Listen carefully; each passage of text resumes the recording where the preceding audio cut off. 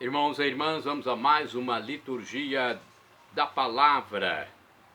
É a liturgia da Igreja Católica Apostólica Romana no mundo inteiro. Eu passo sempre para vocês essa liturgia de forma antecipada para cooperar com meus irmãos que são animadores litúrgicos, missionários, presidentes de celebrações, padres, bispos, ministros da palavra, leitores. Então eu passo de forma antecipada a liturgia oficial da Igreja Católica Apostólica Romana. Aqui no facebook.com/Paulo Maciel da Rádio, canal no YouTube Paulo Roberto Maciel, endereço geral @Paulo Roberto Maciel 7919. Liturgia de 9 de outubro de 2023, segunda-feira, 27ª semana do tempo comum. A cor dos paramentos litúrgicos é verde na missa comum, mas pode ser uma missa escolha. Pode ser de São Dionísio Bispo e companheiros mártires. Memória facultativa, aí a cor é vermelha. Se a missa for a intenção de São João Leonardi ou Leonardo, presbítero, padres, sacerdotes, memória facultativa e a cor é branca, ok? Então, tem missa à escolha neste dia 9 de outubro de 2023, segunda-feira. Antífona da entrada. Senhor, tudo está em vosso poder e ninguém pode resistir à vossa vontade. Vós fizestes todas as coisas, o céu, a terra e tudo o que eles contêm. Sois o Deus do universo. Texto de Esther, capítulo 1, versículos 9 e seguinte. Oração do dia. Coloque agora as suas intenções. Rezemos. Ó Deus eterno e todo-poderoso, que nos concedeis, no vosso imenso amor de Pai, mais do que merecemos e pedimos, derramai sobre nós a vossa misericórdia, perdoando o que nos pesa na consciência e dando-nos mais do que ousamos pedir, por nosso Senhor Jesus Cristo, vosso Filho, na unidade do Espírito Santo. Primeira leitura do início da profecia de Jonas, capítulo 1, versículos 1 ao versículo 1 e 11 do capítulo 2.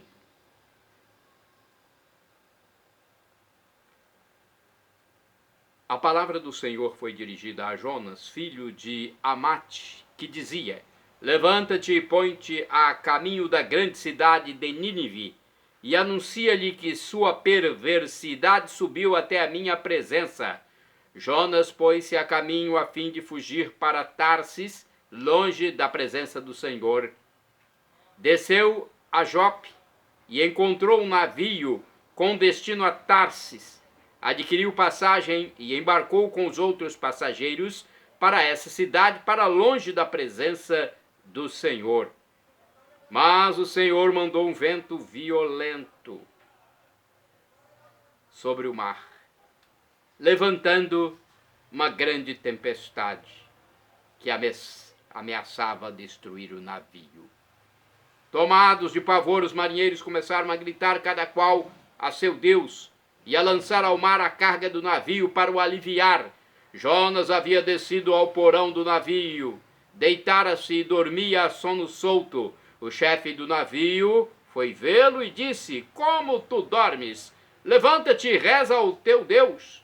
Talvez ele se lembre de nós e não morramos.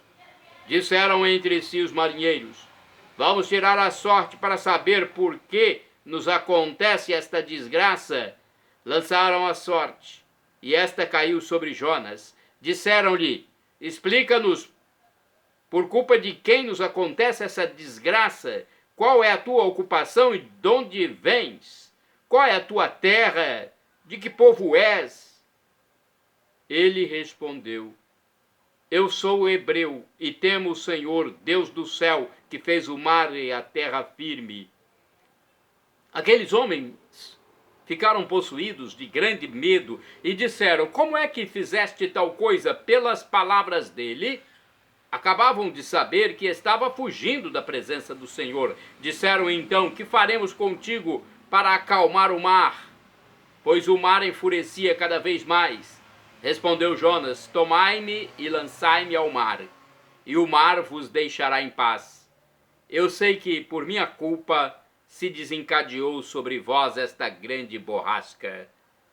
Os marinheiros, à força de remar, tentaram voltar à terra, mas em vão, porque o mar cada vez mais se encapelava contra eles. Então invocaram o Senhor e rezaram: Suplicamos-te, Senhor, não nos deixes morrer em paga pela vida deste homem. Não faças cair sobre nós este sangue inocente. Fizeste, Senhor, valer tua vontade.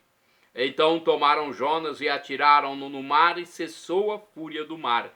Invadiu esses homens um grande temor de Deus.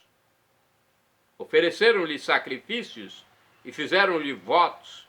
Determinou o Senhor que um grande peixe viesse engolir Jonas, e ele ficou 3 dias no ventre do peixe. Então o Senhor fez o peixe vomitar Jonas na praia. Palavra do Senhor, graças a Deus. Salmo responsorial que está no livro de Jonas, capítulo 2, versículo 2º, 3º, 4º, 5º, 8º, refrão 7º, C. Retiraste minha vida do sepulcro, ó Senhor. Repitamos: retirastes minha vida do sepulcro, ó Senhor. Do fundo do abismo, do ventre do peixe, Jonas rezou ao Senhor e seu Deus, a seguinte oração: retiraste minha vida do sepulcro, ó Senhor. Na minha angústia, clamei por socorro, pedi vossa ajuda do mundo dos mortos e vós me atendestes. Retirastes minha vida do sepulcro, ó Senhor. Senhor, me lançastes no seio dos mares, cercou-me a torrente, vossas ondas passaram com furor sobre mim. Retirastes minha vida do sepulcro, ó Senhor. Então eu pensei, eu fui afastado para longe de vós, nunca mais hei de ver vosso templo sagrado. Retirastes minha vida do sepulcro, ó Senhor. E quando minhas forças em mim acabavam, do Senhor me lembrei, chegando até vós minha oração. Retirastes minha vida do sepulcro, ó Senhor. Repitamos: retirastes minha vida do sepulcro, ó Senhor. Aclamação ao Santo Evangelho com João 13, versículo 34, e a proclamação com Lucas 10, versículos de 25 a 37. Aleluia, aleluia, aleluia, aleluia. Eu vos dou um novo preceito, que uns aos outros vos amei, como eu vos tenho amado, como eu vos tenho amado. Aleluia, aleluia, aleluia, aleluia. O Senhor esteja convosco, Ele está no meio de nós. Proclamação do Evangelho de Jesus Cristo, segundo São Lucas. Glória a vós, Senhor. Pelo sinal da Santa Cruz, livra-nos Deus nosso Senhor dos nossos inimigos. Naquele tempo, um mestre da lei se levantou e, querendo pôr Jesus em dificuldade, perguntou: Mestre, que devo fazer para receber em herança a vida eterna? Jesus lhe disse: Que está escrito na lei? Como lês? Ele então respondeu: Amarás o Senhor teu Deus de todo o teu coração e com toda a tua alma, com toda a tua força e com toda a tua inteligência, e a teu próximo como a ti mesmo. Jesus lhe disse: Tu respondeste corretamente. Faze isso e viverás. Ele, porém, querendo justificar-se, disse a Jesus: E quem é o meu próximo? Jesus respondeu: certo homem descia de Jerusalém para Jericó e caiu nas mãos de assaltantes. Estes arrancaram-lhe tudo, espancaram-no e foram-se embora, deixando-o quase morto. Por acaso, um sacerdote estava descendo por aquele caminho. Quando viu o homem, seguiu adiante pelo outro lado. O mesmo aconteceu com o levita. Chegou ao lugar, viu o homem e seguiu adiante pelo outro lado. Mas um samaritano que estava viajando chegou perto dele, viu e sentiu compaixão. Aproximou-se dele, fez curativos, derramando óleo e vinho nas feridas. Depois colocou o homem em seu próprio animal e levou-o a uma pensão onde cuidou dele. No dia seguinte pegou 2 moedas de prata e entregou-as ao dono da pensão, recomendando: toma conta dele, quando eu voltar vou pagar o que tiveres gasto a mais. E Jesus perguntou: na tua opinião, qual dos 3 foi o próximo do homem que caiu nas mãos dos assaltantes? Ele respondeu: aquele que usou de misericórdia para com ele. Então Jesus lhe disse: vai e faze a mesma coisa. Palavra da salvação, glória a vós, Senhor. Vamos à liturgia comentada de Antônio Carlos Santini, liderança da Comunidade Católica Nova Aliança, e-mail santini@novaalianca.com.br.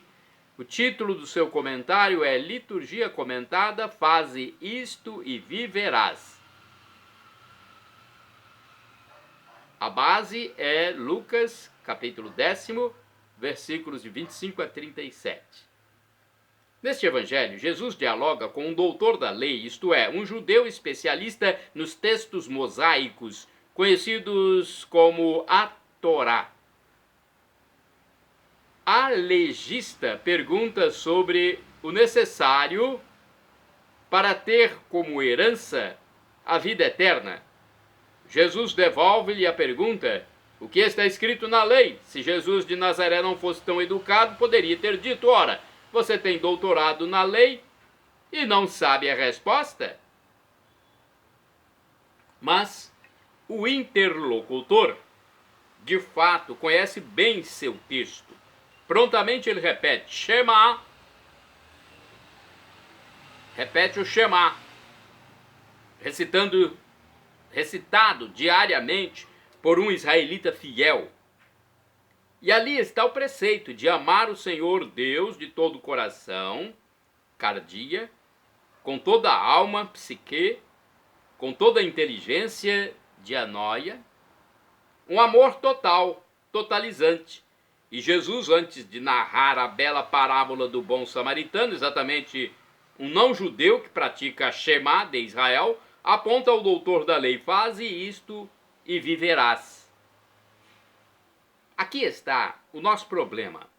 Não podemos alegar ignorância da vontade de Deus. Desde a infância, os pais e mestres nos transmitiram as mesmas palavras: amar a Deus sobre todas as coisas e ao próximo como a si mesmo. Os evangelhos, outrora restritos a raros pergaminhos, estão hoje publicados em centenas de idiomas à disposição de todos, e exatamente por não ignorar os mandamentos, não temos como justificar seu descumprimento. Em pauta, a neurose entre o conhecimento e a prática.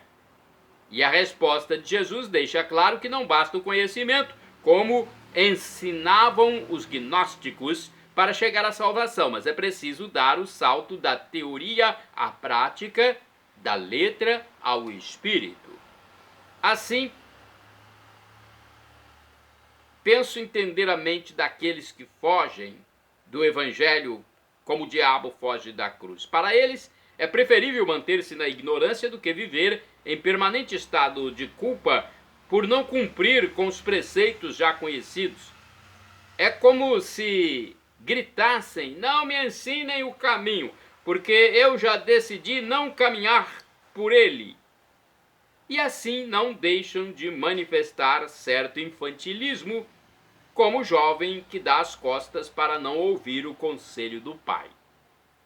Uma consciência reta quer, sim, conhecer a lei de Deus e deseja esse conhecimento para, na obediência, pô-lo em prática e demonstrar seu amor por aquele que nos dá a lei. Afinal, um filho jamais irá considerar os preceitos paternos como um fardo, mas como preciosa âncora de salvação.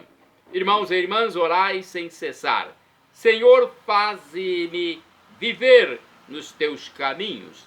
Salmo 119, versículo 37. Vamos agora aos santos do dia. São Dionísio ou Dinis é o santo de 9 de outubro. Ele foi mártir junto com seus companheiros no ano 250, nos primeiros séculos da era cristã, hein? Dionísio ou Dinis, bispo de Paris, foi decapitado junto com o sacerdote Rústico e o diácono Eleutério na colina de Montmartre, nos arredores da cidade.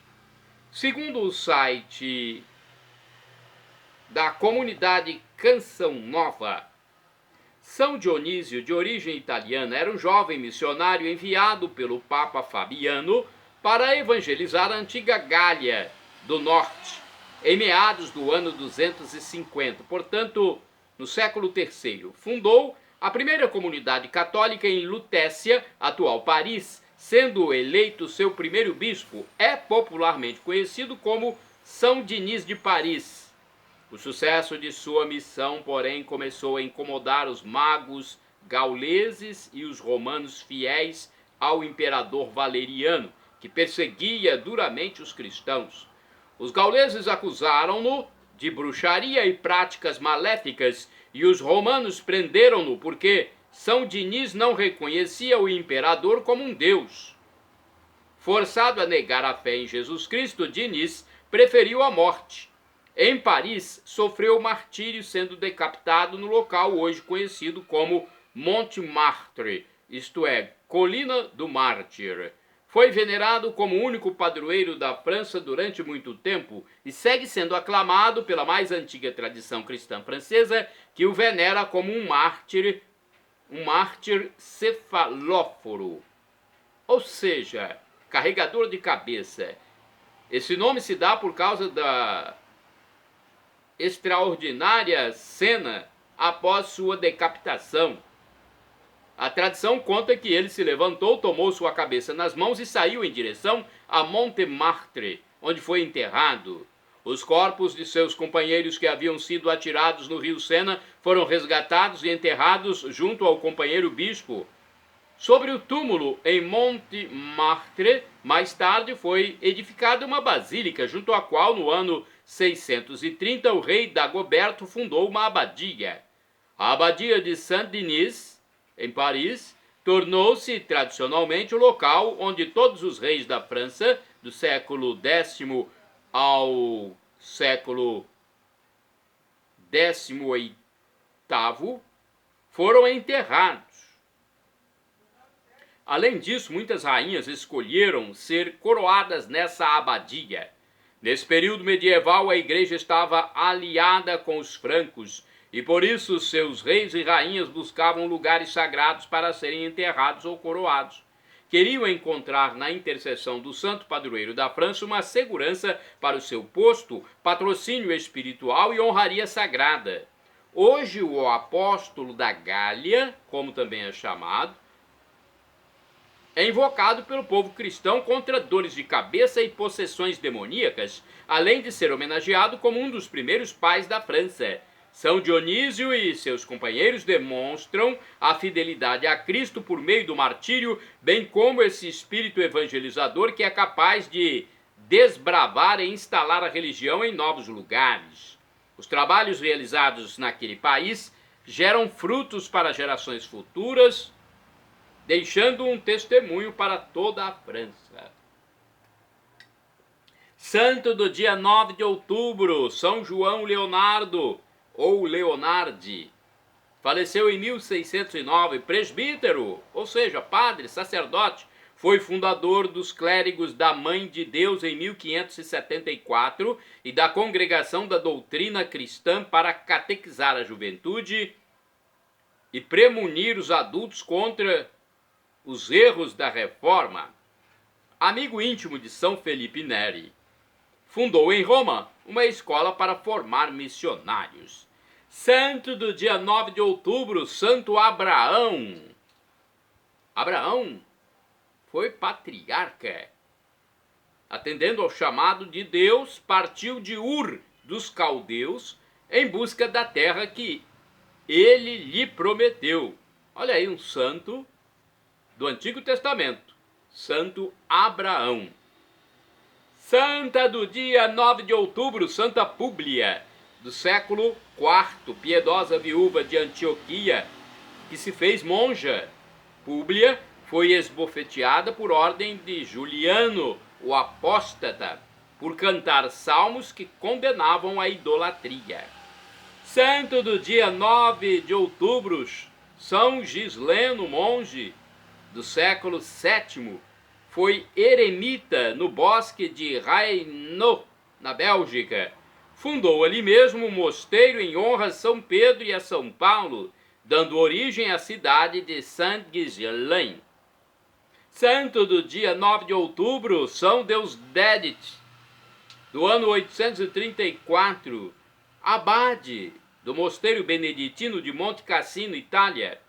Deusdedit foi encarcerado por ordem do tirano Sicardo. Morreu em decorrência da fome e outras privações. Santo do dia 9 de outubro, São Guntero, eremita, faleceu em 1045. Guntero foi abandonando os bens terrenos, abraçou a vida monástica na ordem beneditina. Após alguns anos, optou pela vida eremítica, retirando-se para os bosques da Baviera e Boêmia. Santo do dia 9 de outubro, São Luís Beltrán, presbítero, ou seja, padre, sacerdote, faleceu em 1581. São Luís Beltrán era dominicano espanhol. Ele pregou o evangelho aos indígenas na América Meridional e os defendeu contra os abusos dos colonizadores. Shalom Adonai é uma expressão hebraica que significa a paz de Deus. El Shaddai, também do hebraico, significa Deus onipotente, Deus todo-poderoso. Ele proverá aquilo que você deseja, se for para o seu bem. O professor e escritor de mais de 100 livros, Felipe Reinaldo Queiroz de Aquino, que tem um canal no YouTube onde responde as nossas dúvidas, tirou essa dúvida sobre o que Deus faz quando oramos, quando pedimos, quando suplicamos. O escritor Felipe Reinaldo Queiroz de Aquino, no seu canal no YouTube, diz que Deus pode nos dar uma dessas 3 respostas: sim, não ou espere. O que for melhor, Ele fará por nós, porque é o nosso Pai. E o melhor Pai, o Pai Celestial. E agora eu clamo Maranatá, como dizemos nós católicos, com a tônica na última sílaba. Ou Maranata, com a tônica na penúltima sílaba, como dizem nossos irmãos separados, os evangélicos ou protestantes. Não importa a pronúncia, o significado é o mesmo. Vinde, Senhor Jesus. Ele voltará um dia e será o juízo final. Quem caminhar com Jesus nesta terra, continuará com ele na vida eterna. Quem desprezar esse Deus que se humilhou, morreu na cruz por nós, ressuscitou, ascendeu ao céu, onde está lá aguardando nosso arrependimento. Quem não quiser esse Deus irá para a tormenta eterna, infelizmente. Shalom. Perdão, Senhor, pelos meus pecados, passados, presentes, futuros, físicos, espirituais, pecados do pensamento, palavras, atos, omissões, e me dê a vida eterna. Meu Jesus, eu quero a vida eterna convosco. @ Paulo Roberto Maciel, 7919.